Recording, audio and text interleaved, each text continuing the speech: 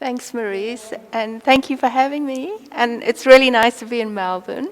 And I'm really excited to explain the fabulous work of Dr. Tomatis.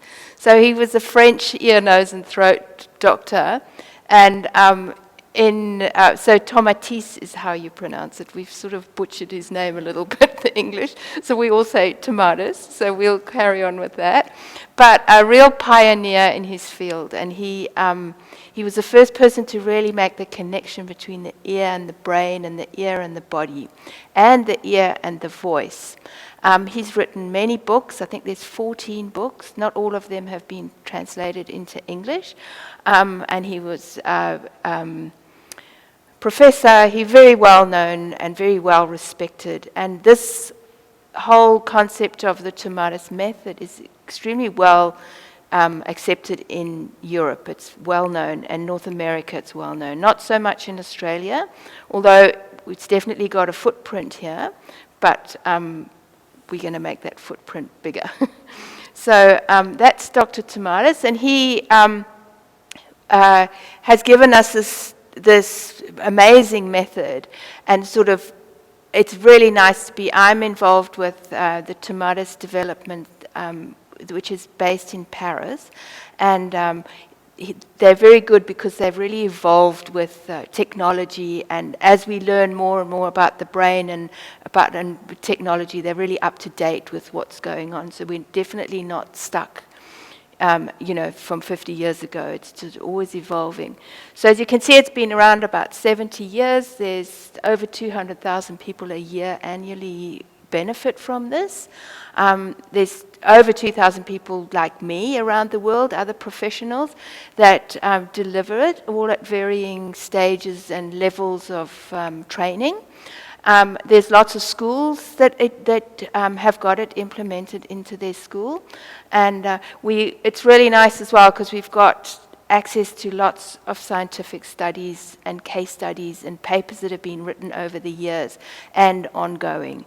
So if we need to look up something, we can go and look up and see who's done a study on it. And also we have a very good tight-knit community. So if any of us ever come across something we're not quite sure of, how do we program, how do we do this, how do we do that, we can jump on our group, and there's always another professional out there somewhere who's got, really good advice, and we've got good mentors, so it's a nice company to be with. So let's get into what the ear does. So the basic functions of the ear is the function of balance, so that's our vestibular system, and sound should recharge and act like a battery for the brain, so energy, and then of course the function of hearing. So that's the ear, but this is essentially a listening program. So how do we listen? What's the difference between listening and hearing? So hearing is a passive thing. Yes, you can hear the cars outside, you can hear someone's moving a couch down the passage. But to really listen, we need to be actively involved. So there are quite a few slides on listening, because this is what we're doing. It's very different to just passively hearing. So good listening skill, the ability to use one's auditory system for the purpose of learning and communicating without being disturbed on an emotional level. And this emotional level is quite a big deal, because if sound is not coming at you very nicely, it's very easy to get emotionally invested. So if someone's tapping behind you in the classroom, before you know it, all you can think about is that tapping, and what the teacher's saying has gone out the window, and you can feel your blood pressure go up, and you don't like that little boy, and you don't like his sister either, and you just have lost your capacity to listen and learn. So we really, if we've got a good listening system, we need to be like, yes, he's tapping, yes, it's irritating, but this is what I'm doing. I'm not going to get invested in it. So the action of listening is similar to what I just said. So it's the ability to select an acoustic message amongst others, inhibit those sounds that are not relevant. And I think we just need to really appreciate how quickly all of this happens. Because as these this information's coming in, we're constantly readjusting the content. And we've immediately got to reevaluate it and come up with a reasonable response, or remember what was being said, or remember that instruction. So there's a lot that goes on while we're listening. So that's what this Tomatis method does. It's really giving us that effective listening. And some of the symptoms of poor listening. So, of course, auditory processing is an executive function. And we need to be able to interpret information to enable this effective listening. And if our listening is not working, we've got weak attention, our memory's not that good, we really struggle to concentrate. And of course, the self-control is gone, so then you're easily distracted, or you're highly reactive, which is another thing that we'll talk about later on. Memory is always affected. If we're not listening properly, it's really hard to recall facts, and we have gaps in information. And then, of course, adaptive thinking. It's a bad response to new data. So there's lots of, the list goes on, but it's quite interesting if you think about it. If your listening is not working well for you, there's a lot that can get in the way of your daily life, really. So Dr. Tomatis had 3 laws. He said the voice will only ever reproduce what the ear is capable of. And if we have the possibility of hearing correctly and restoring this, vocal quality is instantly and subconsciously restored. And it is possible to transform phonation through auditory stimulation. And then this is sustained. So the work that he was doing, he was realizing that it was sticking. So nowadays we'd call that neuroplasticity. So that if it's done properly, if this program's done properly, the changes that we get will stay. And the only thing that will disrupt that sort of final result that we get is if there's, say, a very traumatic incident that happens that can really disrupt our listening and our auditory system. If we have a traumatic event, or obviously if we have an ear, a problem with our ears, then, that's another way that we could lose these gains that we get.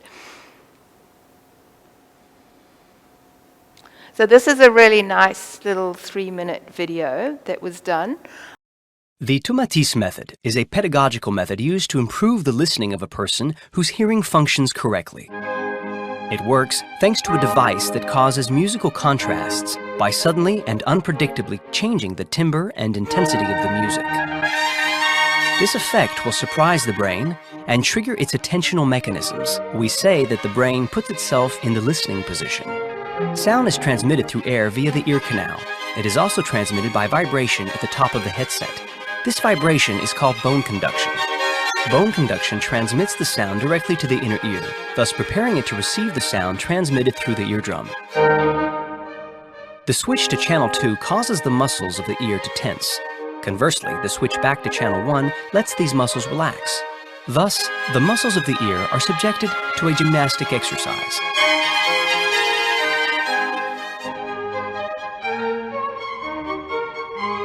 In this way, the stirrup muscle tenses and relaxes thanks to the Tomatis effect, improving the regulation of the inner ear and playing a role of preparation.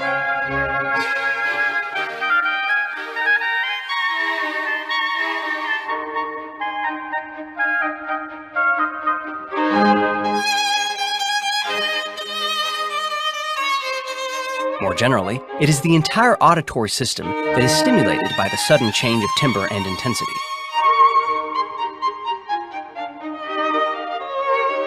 The vestibule and the cochlea have a fundamental role of providing energy to the brain. In the cochlea, high-frequency sounds stimulate the brain much more than low-frequency sounds. Channel 2 will strongly activate the lower part of the cochlear duct and thus favor the reception of high frequencies and their transmission to the brain. This transmission takes place through the transformation of the acoustic vibration that is perceived into electrical stimulation. The electrical message is transmitted to the auditory cortex and the peripheral cortical areas that are directly connected to the prefrontal cortex. The latter integrates and analyzes the information received. In return, this integrated information is directed back to the ear, favoring not only the perception of the acoustic information and the ability to focus on it, but also the improvement of motor programs concerning fine and gross motor functions. Thus, through this back and forth between the brain and the receptors in the inner ear, we can see that in reality, the ear is a sensory motor organ that plays a decisive role in our personal development. That is why the Tomatis Method acts in a natural and non-intrusive manner on the auditory system and the brain. This leads to improvements in learning, attention, communication, reading, listening, sensory processing.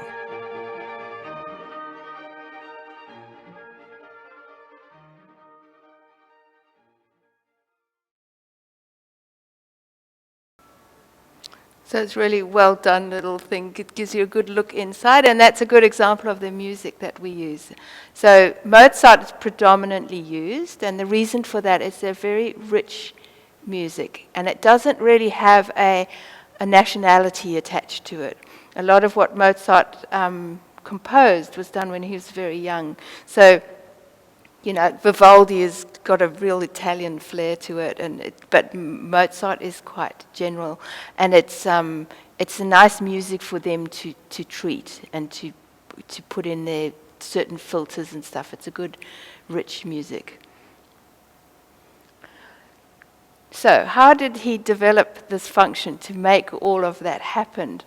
So Dr. Tomatis created what he called the electronic ear, which used to be this great big thing that you'd have to go to a center and get wired up, and it was hours of listening. But as things have sort of evolved, we've now got it down to just this little guy. We've just got literally a headphone, and that's what we program. So that's what we call the electronic ear now. And there's, the essential principle is based on this gating, like you saw in that video. And you always say the gating is the soul of the talks up. That little thing is called the talks up, and it's really portable, and people take it home and do the listening at home. So it's all in that little box there. So essentially, it's a training device that educates and re-educates the human ear regarding listening function. And it delivers that ear aerobic exercise. And we can sometimes see on the listening assessment that we do, if those inner little muscles on the end, if everything is fatigued, it's getting a workout as well. And we can really strengthen those little muscles. There's no other way to really get in there and work those muscles. So the educational process is based on the changing of those two channels. So it goes into channel 2 where all the work happens, and then round to channel 1, a bit of a rest, and then it's back up again, and it goes round and round like that, and we're constantly surprising the brain. So it's that perceptive contrast. So just how does it work with the, how do we build attention? So I put that picture of the hair in there, because if you think about it, an animal, or that little guy, he's got these great big ears, but he needs to constantly be scanning and listening very intently. But at the same time, his nervous system's got to be down. He's got to be able to get on with his day and eat his grass and stuff, but be very reactive if he needs to. So with the gating, like you saw in the video, by constantly surprising the brain, the goal of that is to train the brain to develop these automatic mechanisms and look for that change. So it's almost like a tap on the shoulder. It's like, oh, something's coming. Because as in your days listening, every day when you do your listening, we're constantly changing that. It might be really subtle that you don't really notice it, but the brain definitely notices it, and it's that always wake up. And that's how we build those, and we reinforce that attention. So that's attention. And then the two slides here, I was just going to talk about the bone conduction and air conduction, because we look at these very closely in the Tomatis Method and how they are working together. So there's two ways that we pick up sound, and one is through our bones, and our bones are very good conductors of sound. So if you put your hand on the railway line, you can feel it before you can actually hear it. So that's bone conduction. And what happens with that sound is it leaps right into the middle ear. It doesn't activate anything. It gets in there, and it's preparing the brain for the signal that's coming.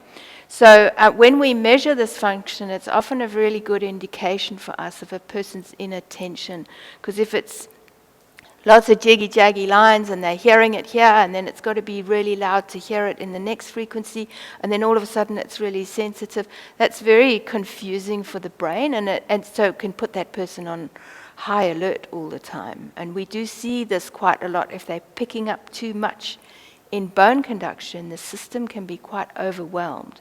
So even the humming of that fan will be that environmental sound which is picked up through the bone conduction. And then with air conduction, so the sound comes in through the airwaves. It activates all those little auditory muscles. It gets everything going, gets the eardrum working. And once these are all activated, that auditory signal's transmitted via the big auditory nerves to the brain. So when we measure this as well, we can see what the middle ear activity is and how sensitive is a person to specific frequencies, and how is that working for them, and can they really focus on that specific sound. So in Tomatis Method, and I'll talk a bit about the listening assessment that we do, but we always want these to come in harmony. And because our bone conduction is so much quicker, we always want that at a higher decibel rate, so that means that it's coming in together. So that'll make sense when I show you the graph. But if they're hearing the bone conduction first, and then the brain's waiting, it's like waiting for something, but it hasn't quite got there yet. So that's quite dysregulating for a person. So I put this one in because this just shows us how many cranial nerves that are located in the brainstem are neurologically connected to the ear. So as you can see, there's quite a lot of optical nerves there. We've also got the trigmial nerve, which is a sensation of the face and eating, and also a facial expression. So that's also one of the reasons when people are actually doing the listening, we say no eating, don't chew on gum or anything, because we're interfering then. And the optical nerves as well, we try and keep people away from a screen while they've actually got the headphones on, just to minimize any other sort of distortion that could occur. So, you've got an hour and a half to listen every day, or an hour to listen, or whatever. It's like, you need to put your phone away or your screen away for that time. And then, of course, the biggest nerve is the vestibulocochlear nerve, so that's our auditory nerve. And also it was Dr. Tomatis that figured out that we can access the vagus nerve through the ear. And every day in a day's listening, there's always an element that's really targets that vagus nerve. So there will be that in everybody's daily listening. Also, they might not notice it, but it's there. So a little bit about the the vagus nerve, the 10th cranial nerve. So that's what they call the wandering nerve.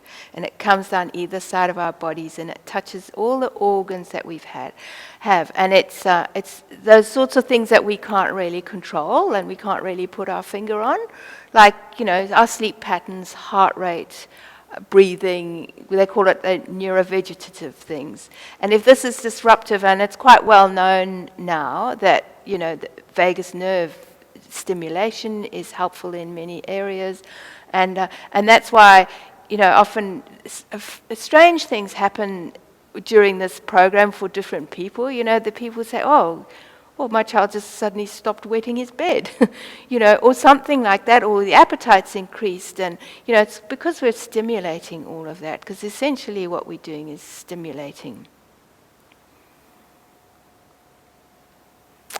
So I wanted to just talk a bit on emotions and how the Tomatis Method can tackle that. And like I said in the beginning, in that listening slide, we need to not get too invested emotionally in sounds and even thoughts. So I'll just set the scene a little bit here. So we have the prefrontal cortex, which is the part of our brain. It's an executive function part of the brain. It helps us to make decisions. It helps us to live in society and adopt communication. And it's really good at helping us to overrule our emotions. And it helps us to process in a rational way. So we need that prefrontal cortex, obviously. And in turn, the prefrontal cortex is very closely connected to the limbic system. And in the limbic system are those little structures that sit on top of the brainstem, and are involved with things like motivation, our emotions, learning, memory. And one of the structures in there is the amygdala. And I'm going to talk about how, if sound jumps straight to the amygdala, what a problem it is. So when sound comes in through the ear, a good listening system it'll go through the thalamus, go up via the prefrontal cortex, and then hit that emotional spot. And then we can. So we've had the opportunity to have a rational think about it before we emotionally explode. And we all know that person that we need to tiptoe on eggshells around them. And what will often be happening is the sounds coming in, it's going through the thalamus, and it's taking the short route and going straight to that amygdala. So that's like sending a smoke signal straight away. It's like something's going to happen, and how am I going to react? And often they don't think about how they're going to react. And it's because they haven't had that prefrontal cortex. So we really want to train the long route. It's very important. And the thalamus is also very closely connected to the ear. So that's just really important. And information meets at the station. And we learnt this when we were doing all our training. If we would always talk about the thalamus getting jammed. It's like a traffic jam in the thalamus. And we want to be able to ease the flow of traffic. So things can come out and it can get to the rest of the brain in a more organized way. So yeah, helps us to diffuse our emotions so that the brain can really function. So what happens? So why does it take the short route? So that's something that we want to figure out and help that person take the long route. We really want to train that long route because that person that's on eggshells is not easy to live with, really. And it's not nice for them because they constantly, their sympathetic nervous system is in overdrive and they're very anxious, and it's just not a nice way to go through life. So if the ear is not working correctly on certain frequencies, those frequencies might be annoying or disturbing to that person, then the short route is going to be easier. They're just going to send it straight to that amygdala. That's the least resistance. And of course, once they get there, those messages are going to be precisely analyzed, and that is going to cause all those other reactions. People misconstrue what's being said, and just get the wrong message, get their wires crossed. So if there's no cortex influence, the amygdala orders the motor system to be activated, making those little outer hair cells a lot less efficient. And then, of course, their listening skills are compromised. So that's when we work on this, and this slowly starts to get better for people. People will report like, we're having a lot more good days in the home than bad days, and it will often be this sort of things, because it can also cause hypersensitivities or hyposensitivities, and of course auditory processing is compromised.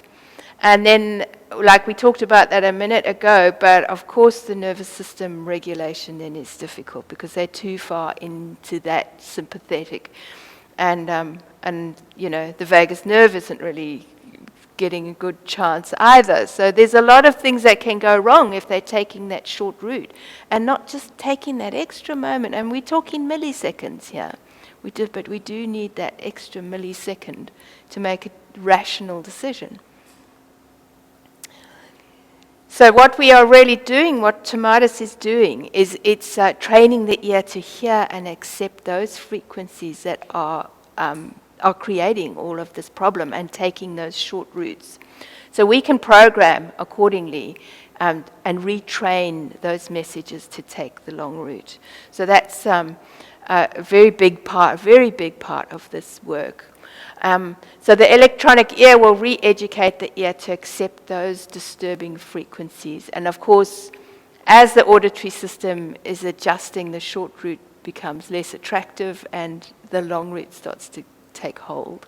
So there's lots of little analogies that you can go on about people who are difficult to live with, but I think we all know that.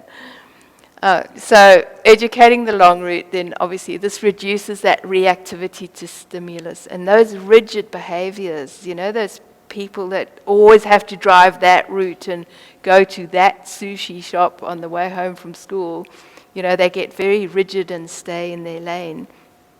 And they don't ever want to change, and that's got so much to do with all of this. They just can't be flexible. And of course it creates a nice domino effect. So, sometimes it's hard to say, well, this and this and this is exactly what's going to happen because, we're all different and it plays out differently. But generally there's more good days in the house than bad days. So that's got to be a win. Hey. So I'm going to talk a little bit about the listening assessment that we do. So this is what we would say the ideal one. I mean, nobody's 100% ideal, but if you look at the blue line, that's how we're picking up in air conduction, and the red line is how we're picking up in bone conduction. So down the side like that, that's the decibels, and across the bottom are the frequencies. So we test all of those frequencies across the bottom, and we want that red line below because then it's at a louder decibel. So that means because it comes into the body faster, that message is coming in nice and organized and getting onto that auditory nerve and sending a nice clear signal. So I've taken a few examples, and I was really lucky. One of the cool things that I did while I was in Canada was worked with the Okanagan Indian Band, and we did a pilot study with 15 school kids. And this is one of the children from that school that we're going to talk about. So that was his first test that we did. So that's quite different to the ideal, as you can see. So first of all, he's got lots of jiggy-jaggy stuff going on. He had a really, he was a dysregulated child, really. He was always in trouble at school. He didn't have too many friends. He didn't want to listen. He didn't want to be there. He didn't know what he wanted to do, to be honest. And so looking at what he is sitting with in his own head, it fills you with empathy. It's like, well, no wonder he's not listening to the teacher or he's not in a friendship group because he's so busy fighting what he's got. And children as well, they, I suppose all of us, but, we're inside our own head. We have nothing to compare it to, so we can't understand why everybody's not feeling the way that we are feeling.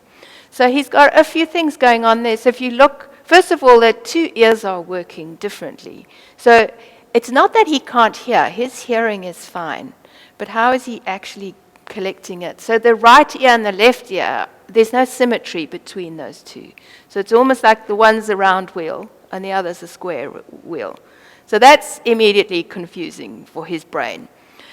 He's got a lot of errors where I would send the message to the left ear, but the right ear picks it up. So the wrong ear is picking it up. So that message is not being transported across the cranial floor with the clear signal. So there's quite a lot of that. What else have we got? There's a lot of crossover with his red line. You can see his bone conduction touches and is above, which means in all of those areas where it's above, he's feeling that before he's heard that. So that's also upsetting. And he hasn't got that nice smooth, like we want harmony, and we want it to be down in the low frequencies and down in the high frequencies. so that we can inhibit that low frequency, the hum of the fan or the fridge or the traffic in the distance. We need to be able to dampen that. And we also need to be able to dampen in the high frequency, so when the ambulance goes past, we don't freak out. So naturally our ears should do that, and we should be most alert in that middle section, which is where language is processed, and that's where all our auditory language processing happens. So he's really struggling with that. It's almost like he's underwater trying to figure out what's going on. And then his green line is also too low. That's what we call the availability. So with that test, I say, okay, you need to tell me when I must stop. I'm going to turn the volume up, and when it's annoying you, it's not to see how loud it can go, but when it's annoying you, tell me to stop. And there's quite a number of frequencies there where he was just like, I don't care, just turn it up. So he's kind of switched off as well. He's just, he's not present. So, he's got quite a bit going on. Anyway, and I just wrote in the notes there, I said he was very dysregulated. All he wanted to do was go home. And he asked me so many questions, but he really had no interest in my answers at all. So that was him when we first met. And then he did 3 what we call intensive sessions of about 3 weeks of daily listening. Well, they did Monday to Friday, 3 weeks of daily listening, yeah. And he did 3 of those 3-week blocks, spread over just under a year. So, hang on. Oh. There we are. Okay, so this is what we ended up with after his 3 sessions. I didn't put his middle ones in. I just put the first and the last ones. Because as, we measure as we go along, so there can be we can slow, it's very cool because you can start to see it changing. But, Maurice has seen it in action. It slowly starts to change. So what we've got now is his red line is definitely below the green. The ears are looking, there's more symmetry in those ears. He's lost all those errors where the incorrect ear was picking up, so that's very helpful because that's very confusing. They thought that, he was kind of labeled a learning disabled, he had a learning issue, and looking at what he was dealing with, no wonder he did, But he's actually a very clever little boy. Anyway, so even his green line has come up a bit, which is good. And I put there, And I remember that meeting with him so clearly after he'd been through the whole process. He was so polite and he was really well dressed and he asked me about Vancouver and he really wanted to know. And he was just a completely different kid. It was really good. So one of his teachers, she helped facilitate the program for us. I just asked her the other day if she'd say something about this boy, and so she's just recorded her experience. So that's on this little thing. Hello, my name is Peggy Jo, and I'm happy to provide my experience with the Tomatis program. While employed as the education coordinator for my community, I had the opportunity to become involved with the Tomatis pilot project. One of our participants was an 11-year-old boy who struggled daily at school. It was not uncommon for multiple incidents to happen that would lead to phone calls home and eventually him having to leave school for the day. At the beginning of this program, he would need my constant attention. I sat and played cards, played games, anything so that he would not talk and listen to the music. By the end of the first week, I was contacted by his dad to ask me what kind of program he was in because they hadn't received a call from the school all week. Midway through the second week, this little guy showed up, come through the door, book in hand, straight to his seat, and he was ready to listen. From that point on, I did not have to sit and entertain him anymore. He was ready to listen. Why this resonates with me so profoundly is because I know this little boy and his family, and I know that nothing in his home life or his environment changed. He wasn't all of a sudden eating healthier, exercising more, sleeping better, less screen time. None of that had changed. yet he was able to regulate his emotions and his behaviors. It was at this point I knew this program absolutely works. That's Peggy Jo. She's great. She's actually trained in Tomatis now and is going to be implementing it into the Okanagan Indian band. So very cool. Best of luck to her. Yeah, she's great. Anyway, so that was that little boy. So this was another child, very typical. So the reason that I got involved in this was because we moved to Canada to our youngest son to attend the Eton Arrowsmith School, which is a program from Barbara Arrowsmith. And it was while I was there that, we started to realize how important the auditory system is, and it's such a good support to a program like the Arrowsmith program, and it's taken on by a lot of professionals as a support. So if the auditory system's working well, then, we've just got we get better bang for your buck, really. So that's how I got involved in it. So this was a child that was at the school. I trained up. I had to sort of upskill quite quickly because the parents were very passionate parents there, and everybody wanted the best straight away. So it was good for me. I learned really quickly. And I worked with lots of the children at that school. So this guy, he was 14-year-old, and he had auditory processing issues. He was very anxious, and he had very monosyllabic language. It was like he'd practiced his responses. He had very short responses. He would never elaborate on anything because it's just too hard, that vocal output. So looking at his test, this was his first one. So you can see again, especially in this ear, how actually both ears in that first zone, how that first third, how high that red line is for him. So again, very difficult to unscramble those low frequencies.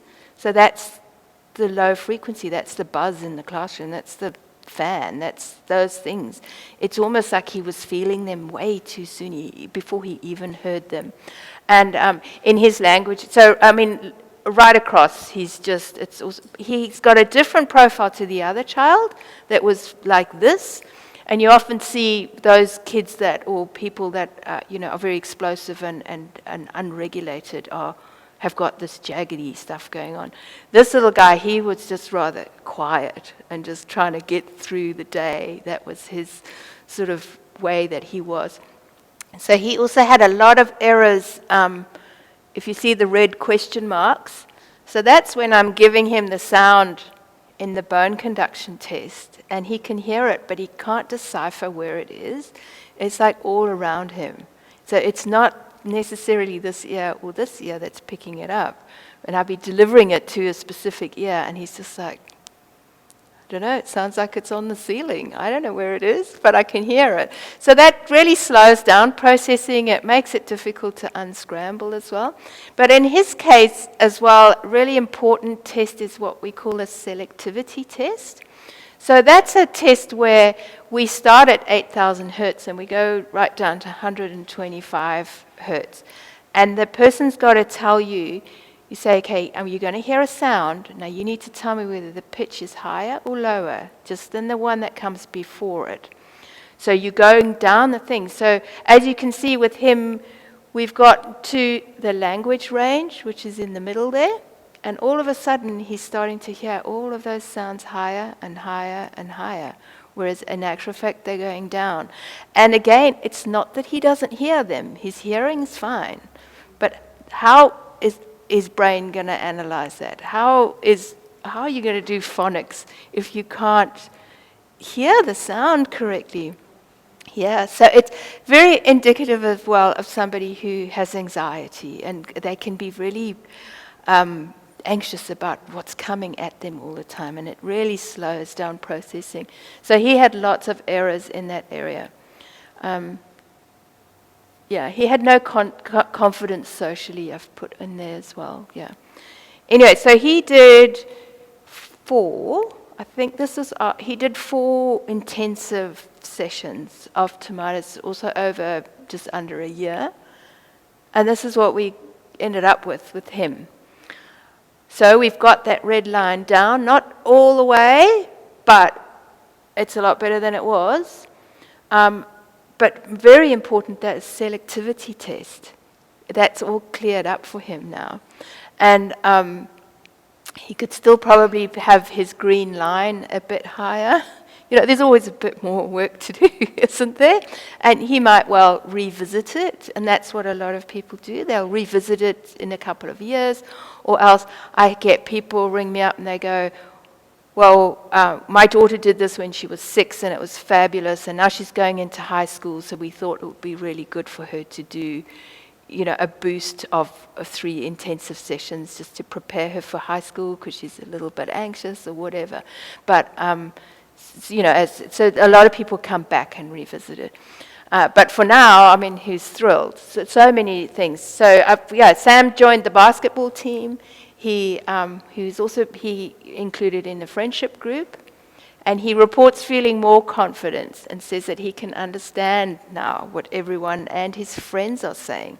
It's very difficult to be in a friendship group if you can't keep up with the conversation and have your 10 cents worth of comment because you're still trying to figure out what they were talking about. And his friends tell him he has a great sense of humor, which is quite sweet, I thought. And I do hear that sometimes. They're like, oh, I have a sense of humor now. And, you know, that's got so much to do with how they are receiving sound and how they can vocally output it. So the next one that I'm going to show you was just this delightful mum in Vancouver. It was during COVID, so she's got her helmet on, and she couldn't come in the house, but her little boy did. He's 5-year-old, and he had autism. And when he first came, he only had a few words. He could do sort of 4-word sentences. And one of the big things they really struggled with was he would just rev up towards bedtime. Bedtime was just a nightmare for everyone because the closer he got to bed, the more revved up he got. And it would take over an hour to get him to bed. So that changed quite quickly. But I was always like, could you write down, please, the observations for me? And she never got around to it. So she'd always tell me everything. So I was like, can I just film you? And she's like, yeah, sure. So this was a conversation we just had at my front door. And I've just cut out a little bit because I think it's like 7 or 8 minutes. If you want to watch the whole thing, just ask me. But I just cut it down. But yeah, I loved Winnie. This was the phase where he had the mother's voice. Yes. Okay. So yeah, and it was like, I know, I was wondering if you thought maybe my lack of, I kept meaning to like email you and tell you like every day like how much he was improved. But okay, so as I kind of was saying, like just the being able to really deeply understand something, you know. So it used to be like we can say, okay, say for example, if we said go get, okay, so level of instructions, like we can say help mommy get that cup, and then sometimes he'll like start walking and then he'll just forget, like, or, you know, and he won't, and then that's it, and then I'll have to keep reminding him. But now it's like I can say, get mommy that cup, and also can you wipe down the table, and he will be able to follow these without no more cues. Yes. So I was like, that's amazing. And now he's giving us instructions. So for example, we got him a balance bike the other day, and we were in our backyard, and he goes, mommy, you ride the bike and I will sit here and watch. And I was like, yeah, no problem. And he goes, go. And then you know what I mean? But he used to never be able to give us instructions. No, and he was hardly talking in February. Exactly. Like he barely kind of talked. Like I would say when we first saw you, like 4 or 5 word sentences, maybe. And they were kind of like not often, right? But now he just talks and talks and talks. He just speaks all the time. And now a lot of it is, look mommy, like it's a lot of look, pay attention to me, look. And then he'll be like, if I'm talking to Daniel, I'll be like, Mommy, can you stop talking to Daddy and just talk to me? You know? Yeah, he's just really into the social aspect of it. That's which fantastic. he wasn't into.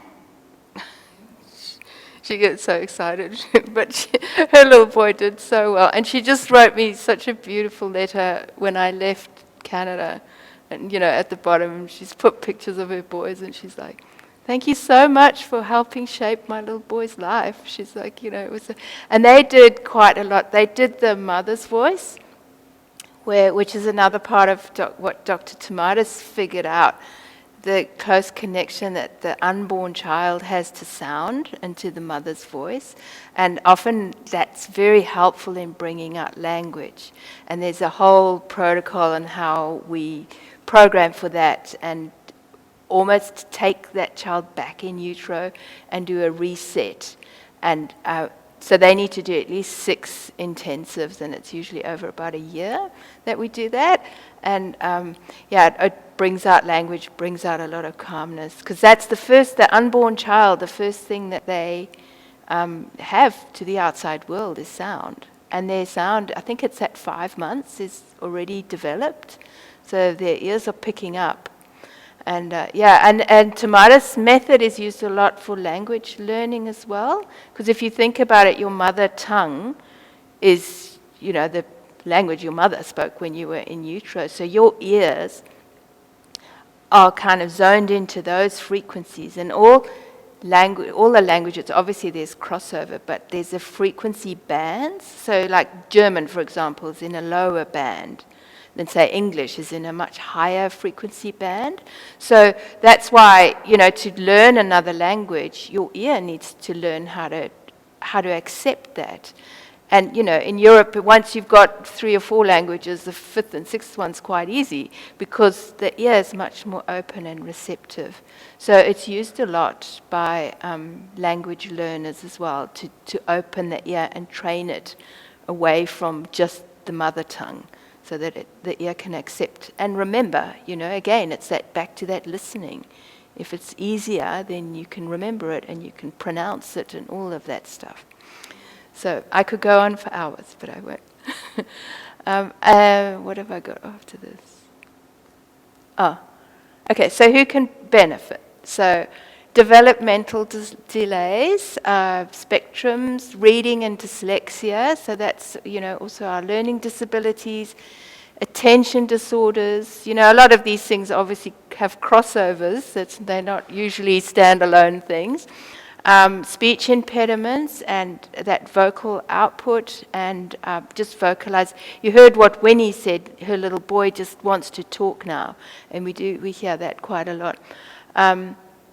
And then, of course, all these other ones like brain injury, CP, MR, Down syndrome. I've got a child at the moment who has Down syndrome, and he's done quite a bit of Tomatis. But whenever he's doing his Tomatis therapy, he gets really adventurous, and all sorts of things happen. And the last one, he went and had a swim in the neighbour's pool. His mum's like, you can't just go and swim in the neighbour's pool. But she's like, yes, he's actually gone and done something on his own. So it's quite funny. You just don't know how they're going to respond. But also with him, he's vocalizing more because he wasn't speaking at all, not at all, yeah. So she's completely hooked. He does it every holidays now. He does it, just a little burst of it, yeah. So it's very good. So, in a nutshell, somebody can hear well but listen poorly, and sound messages can be heard correctly but poorly analyzed in an emotional framework. And the brain protects itself by constructing barriers, and these, of course, can promote the development of all sorts of other problems.